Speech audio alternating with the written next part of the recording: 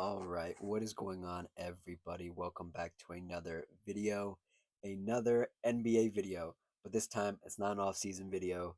Well, this video is being made in the off-season, but we're going to be talking about the regular season and its entirety. We're going to talk about projected wins for these teams in front of you. Those teams would be the Knicks, the Celtics, the 76ers, the Raptors, and the Nets. I'm doing this by divisions because it's easier to split it up that way instead of talking about a whole conference and a whole video. That's going to be like a 40-minute video. I'd rather just do a couple teams, talk about where they're going to end up. I'm not necessarily going to talk about their division in specifically, like who's going to be the best in the division. I guess that will be what the end of this video will be. But I really just want to talk about the teams, break them down into groups, break them down into sections. This is going to be part one of, I think, maybe 4 or 5. So I have no idea when this is going to go up. I'm just recording it. We're in the dead of the off season. Nothing really is going on. Training camp is going to start soon. I want to get these videos out before the season starts, before we get any newer news. That will be in a separate video talking about opening day, opening week, whatever it may be. I did talk about some of the scheduling in another NBA video, so if you want to check that out, I'll put a card in the top right corner. It'll take you right to the video. You can click it, so on and so forth. But I do want to give my gut reactions to each and every one of these teams, all NBA teams. This is going to be, again, part one. So if you like what I say, like the video. If you have an opinion, comment it down below. And if you just like the vibes, consider subscribing. So let's talk about these 5 teams. Now, these 5 teams are particularly interesting to me because there's a lot of these teams have a lot of question marks, except the Knicks, and the Knicks are gonna be the first team, or the let's see, the third team we talk about. I want to talk about the Celtics first, but I do want to mention that this is gut reaction stuff. This is really my raw, honest opinions. I do have some notes here. I wanted to write down some stuff just so I could keep my thoughts all together. But otherwise, this is my thoughts about the team, the roster they have in front of them, the season they have in front of them. I haven't looked at strength of schedule or anything for any of these teams. I'm just going off the vibes of the roster, or if they have a new coach or a coach that has to run a different scheme because a player is missing. We'll take it from there. So, first team on the docket for this video, part one, is the Boston Celtics. Boston Celtics are projected by BetMGM Sportsbook to win 42 games, or around there's about. This team is obviously going to be without their star, Jason Tatum. For I assume what is going to be the whole season. I don't think they're going to push him back, even if they are in the playoffs. I don't think they're going to push him back um, at all. I think they're just going to let him get this whole season off, get completely 110% right. And that really leaves Jaylen Brown as the guy. And my thoughts about Jaylen Brown have changed over the years. I thought coming in from, I think it was Cal, right? I thought he could be a number one guy. And then as he's gone through the course of his career, as he's developed, he's become a phenomenal number two. I do not think he's the number one. He does have an Eastern Conference and and NBA Finals um trophy under his belt. Yeah, Eastern Conference Finals MVP and NBA Finals MVP under his belt. That's what I meant to say. But personally, I don't like him as a number one option. He's not a number one guy in my book. He just doesn't. He puts up great numbers. He again is a phenomenal number two to a guy like Jason Tatum. But for this is going to be a fun experiment this year is to see where the Celtics can survive if Jaylen Brown has to be your number one for a season. And the roster is going to be weird. It's not going to be solidified. It's not going to be a full roster built around Jaylen Brown, but it's going to be an interesting experiment. And this team did decently well for tearing down their championship roster because of financial situations. They just couldn't keep the team together and be a bottom feeder team. Well, bottom feeder being like mid to bottom of the playoff picture. I don't think they're going to be top of the conference this year. But I like some of the names. I'm looking at their roster right now. their center position is absolutely terrible, but obviously no Jason Tatum. Um, I do like Peyton Pritchard. Peyton Pritchard is a solid player. I do like Derek White as a defender and as a um, sometimes 20-ish points a game. Um, Anthony Simons is the big offseason acquisition for this team. I don't know how I feel about Anthony Simons. Anthony Simons has never played winning basketball in his life, and that always frightens me, especially when you're coming from a situation like Anthony Simons is from the Portland Trailblazers, where he did get to learn under Damian Lillard for a couple years there, but Damian Lillard isn't a winning basketball player either.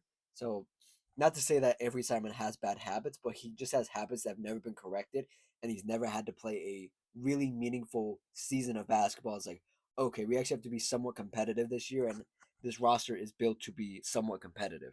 There is a cap on this roster and how good it can be because you're missing your star player in Jason Tatum, but there are still expectations for this team.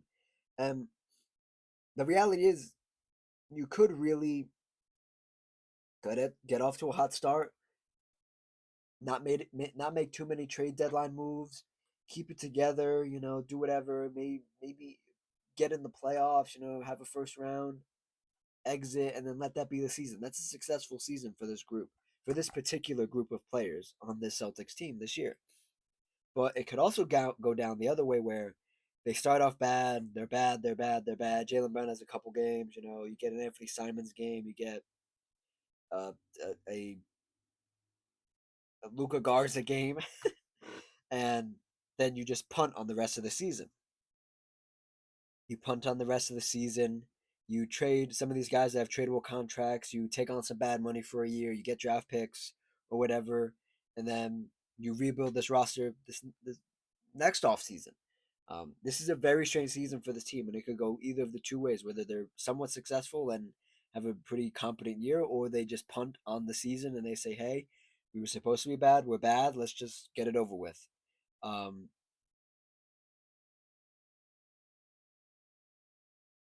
I think 42 wins is a respectable projection. I would think maybe closer to 36, depending on Anthony Simons and the rest of their team. The rest of the team, especially their center spot, is terrible. They have Luca Garza, who isn't a NBA starting center. They have Nemez Keita, who maybe could be an NBA starting center, maybe. And then that's pretty much it. You have two real centers, and then the rest are like forward center combos. So we'll see, man. I don't have a lot of hopes for the Celtics team. I really don't. I think this is going to be a weird year for them. As a Warriors fan, I know what weird years are like where you're in between championship runs or a championship and another championship, and you're just like, I guess we're just going to be bad and just going to have to deal with it. And there are going to be some weird names on these rosters for a couple years or a year or two. And you're going to look back like 3 years from now and be like, oh, yeah, this guy played for the Celtics? That's right. Yeah. But anyway, let's bounce down the East Coast and head to the Brooklyn Nets. The Brooklyn Nets are projected to win 20 games this season. Yes, you heard me right. 20 games. 2-0. 20 games. This is my initial reaction. This is my gut reactions to these teams. And my first gut reaction is why 8 guards? And when I say that, you might be confused. Like if you haven't been paying attention to the NBA or this is your first NBA video this season, welcome. But the the Brooklyn Nets have 8 guards on their roster. At least to my knowledge, I'm gonna go through it right now with you guys, but they have 8 that I remembered off the top of my head, and this can go one of two ways. They can be bad, or they can be really bad. um, that being said, the vets on this team, right? Because they drafted a lot of guards, but they also brought in a lot of guards via trade. And they have some vets because you need to have some vets on an NBA team. Those vets being Nicholas Claxton, Terrence Mann, and Michael Porter Jr. Um, is not ideal when I think of a good start to a NBA rebuild. Not that I have anything against Nicholas Claxton. I think Nicholas Claxton is a fine center. I think Terrence Mann is just an okay NBA role player, and Michael Porter Jr. We're gonna see what he is. He's been a decent role player. He's an NBA champion with the Denver Nuggets a few years ago. He knows how to play basketball. I just need to see what he's gonna be able to do as like a number one or number two option, and the defense is gonna be coming at him every single night. Um, Circling back here, I want to talk about the guards they have, um, and let's see how many we can count here. So we have Cam Thomas, we have Drake Powell, who's a guard forward combo, but I don't count him as a guard. You have Nolan Trayor from the draft. You have, well, that's a two-way guy, so we're not gonna count him. Igor Demin, so four, right? One, two, three, four, four. Ben Sarif, Tyrese Martin. So I think that's six. Keon Johnson, seven. Yeah, and then the two way guy is their eighth. So yeah, they have eight guards on this team. Uh, why did they do that? I don't know. Are they gonna try to trade some of these guys mid-season? I don't know. Filling out the rest of the roster, they have one, two, three, four, five, six, seven, 8, 9, 10, 11. They have 11 other forward slash centers, which is okay. I don't know how they're gonna do this roster, um, but or how they're gonna play, I should say, because a lot of this is gonna depend on Michael Porter Jr., who they traded for in the offseason, and will he have a breakout year? I I don't think so. Despite his opportunities being much more apparent against his opportunities being much more. Period. But the opponent's defensive schemes really getting to game plan for him game after game. You might get like a first half of the season where Michael Porter Jr. is really good.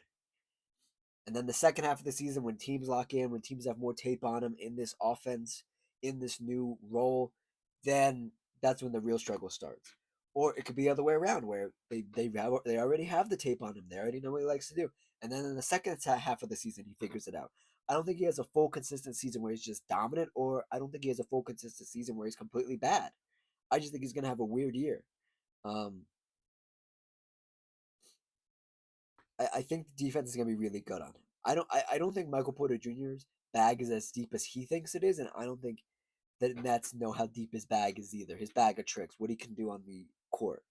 Um, that being said, the other guy, Cam Thomas, being the other heavy shot taker, I don't see a lot of ball movement for this team, and I don't see a lot of really good high level basketball being played on this team because they have a bunch of rookies who are going to be handling the ball. Like I said, they drafted like 6, 7 rookies. Um, and the setting up plays isn't gonna be great. Um, and all the stuff that goes in and around an NBA season is not gonna be pretty. It's not gonna be great for this Nets team.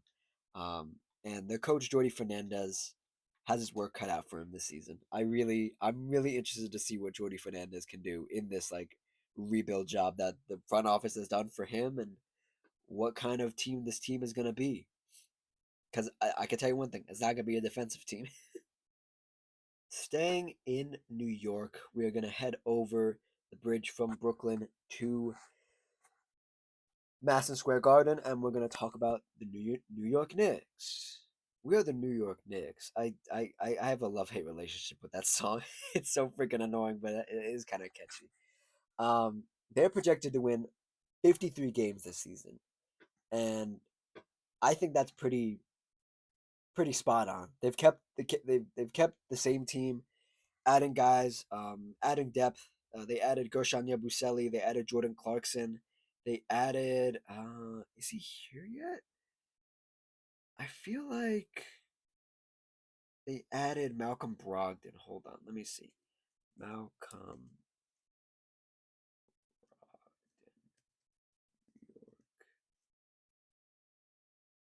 I feel like Malcolm Brogdon's on this team, but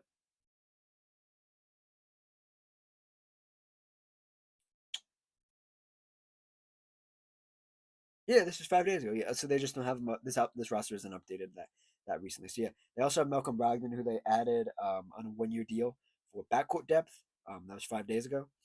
So they added Gershon Yabusele from the 76ers, free agent. They had Jordan Clarkson, free agent, and they added um, Malcolm Brogdon.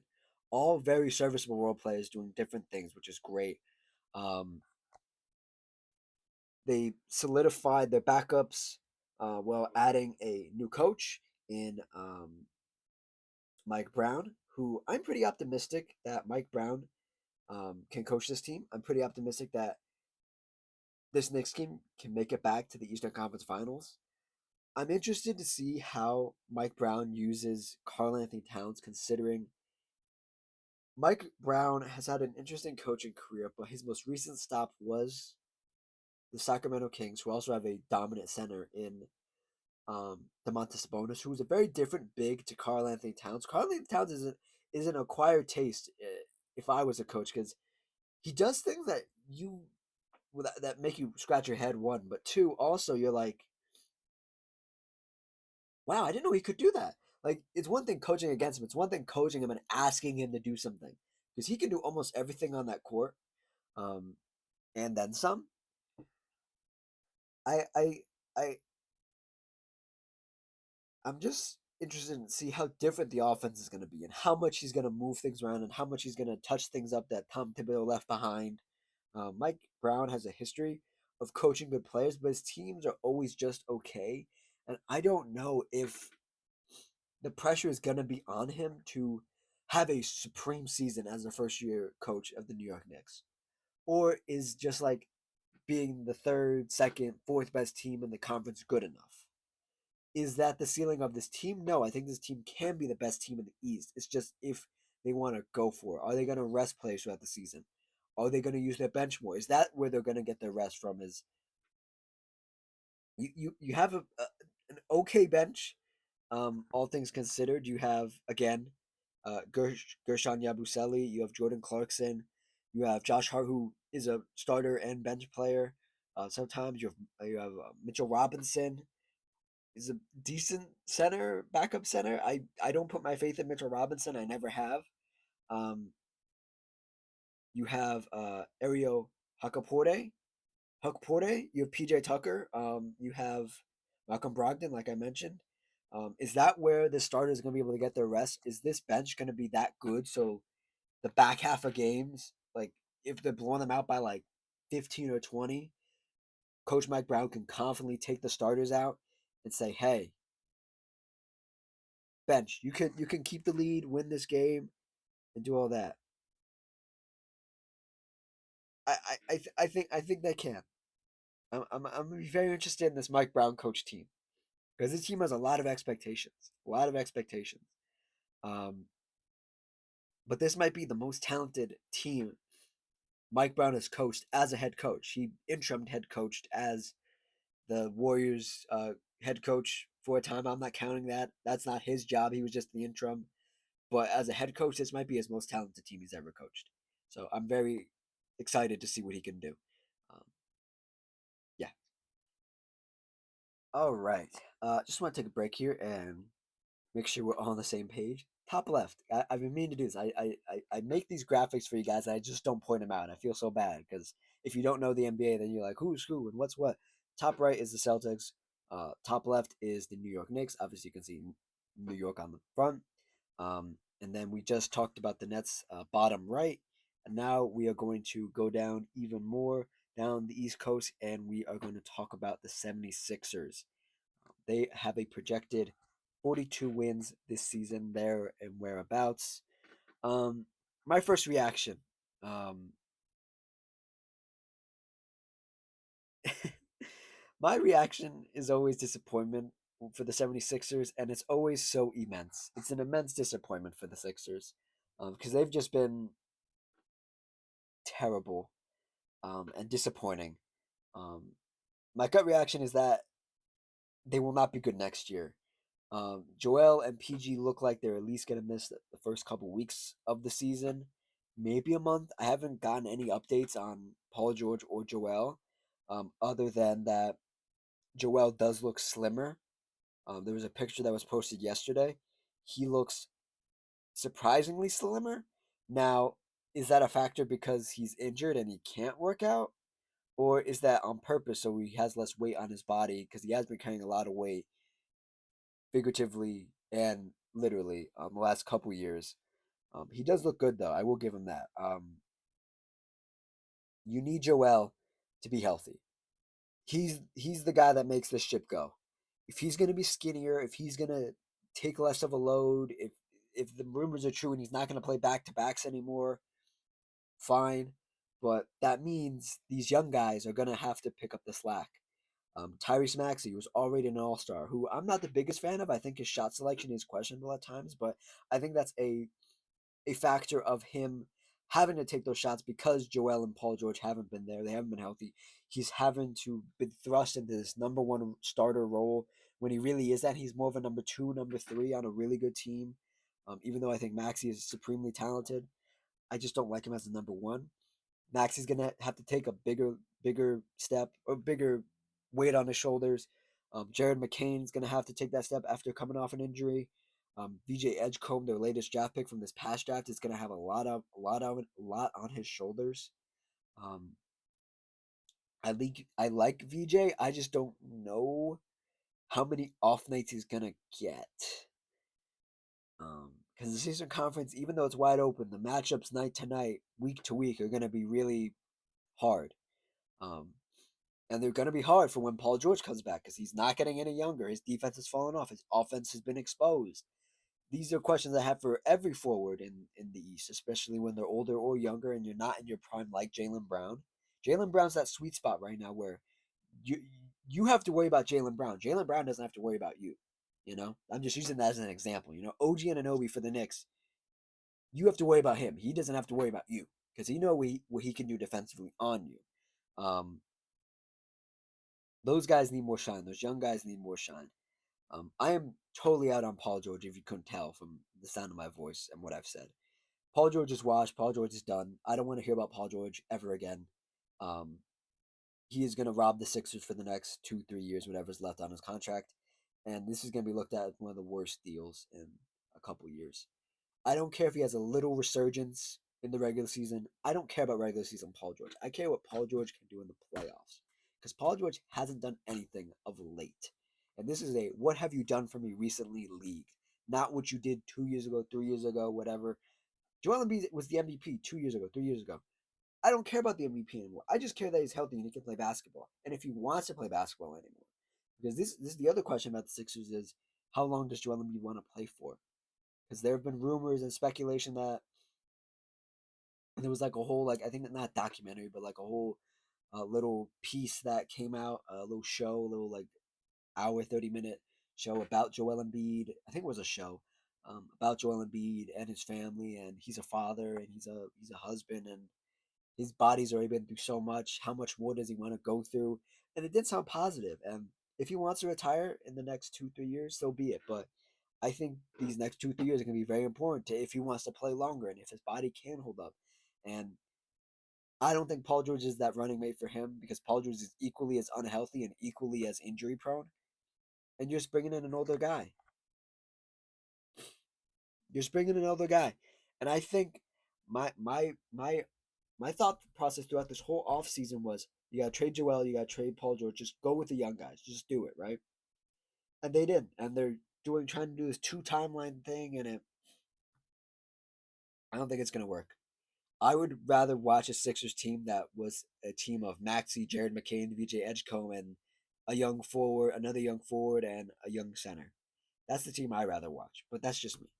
Um, and the last point I'm going to say here is that Paul George is going to hold this team back, like I mentioned with the contract and even his on the court play. But also, I think this is the last chance for Nick Nurse that he can coach this group and bring them somewhere, at least to the playoffs.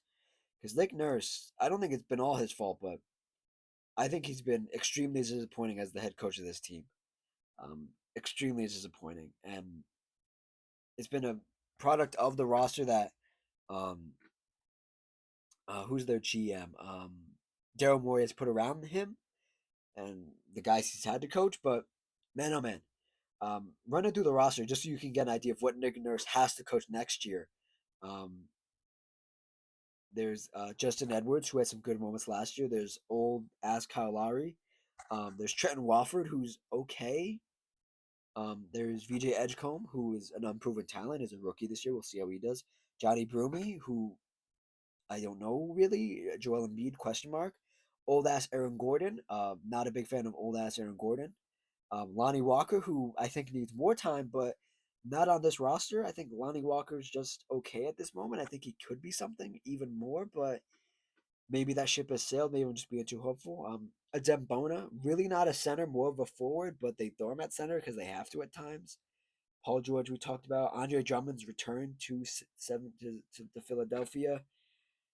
Andre Drummond's a bit past his prime as well, but he has moments and he's might start at center sometimes for them. Calibre Jr. Um, just okay enough. Sustainable, serviceable. That's what I'm looking for. Um, that's about it. Tyrese Maxey we already talked about, and Jared McCain we already talked about. I'm not. I'm not confident in this roster, man. I'm not. Is 42 wins too much? Yes, I think 42 wins is too much. I think they're more around 38, 36, somewhere around that ballpark. Maybe. Yeah, somewhere around there. 42 is way too much for this team. If Joel Embiid and Paul George were healthy to start this season, I would put confidence they could win around 40. 42 though, I don't think they're getting the 42. I don't think they're getting for 42. So coming off the East Coast in the USA and heading up to Canada, heading up to the north, we're going to talk about our last team here. We're going to talk about the Toronto Raptors, and they have a projected 37 wins on the season, and this is just about right. My first reaction to this is I have questioned the Raptors' rebuild strategy forever. They did let go, they parted ways with their longtime GM and president of basketball operations, Masai Ujiri. So it's a new regime, it's a new coach, newish coach. He's been there for a year or two. Um, I'm just gonna come out and say it right off the top. Emmanuel Quickly, the starting point guard for this team, I think, right? Yeah, and RJ Barrett starting forward for this team. Never seemed like permanent building blocks to me. They're still on the team, but um, they've never seemed like permanent building blocks. They're always in like trade rumors or supposed trade rumors. I don't like them on this team, and that they're not bad players. I just don't like them on this team, and they're getting paid a lot of money. I mean, I could go look. Yeah, I can look at it right now. Emmanuel Quickly, $32 million this year, and RJ Barrett, $27 million this year. Yeah, no, thank you. The only building block I really like, and the only guy who I really like on this team is Scotty Barnes. Scotty Barnes has had an up and down career thus far, but again, I think that's a result of the roster around him. I think he's a decent player. Is he a number one? That's the question. I think we're gonna find out even more this year. The East is wide open. Scotty Barnes should take a leap. Um, Scotty Barnes has the immense physicals that you need in an NBA player, but he also has the immense skill. Um, I like Scotty, I really do. Um, but along that same line, I think I need to see something from Grady Dick as well. Grady Dick has shown nothing. I think he's going to be heading into his third year. Or is this his second year? If this is his second year, he really did nothing his rookie year. Can I freaking? Oh my god, bro! I can't even click on his name. This is gonna be this is gonna be his third year in the NBA. Yeah, okay. You need to show me something, buddy. You need to show me something. I get it. Rookie year, not great. Um, sophomore year, sophomore slump. This third year, you need to come out and show me something. Show me something. Because if not, then you can go too. You can join RJ and Emmanuel Quickly and get off this team because you just don't need it. Um,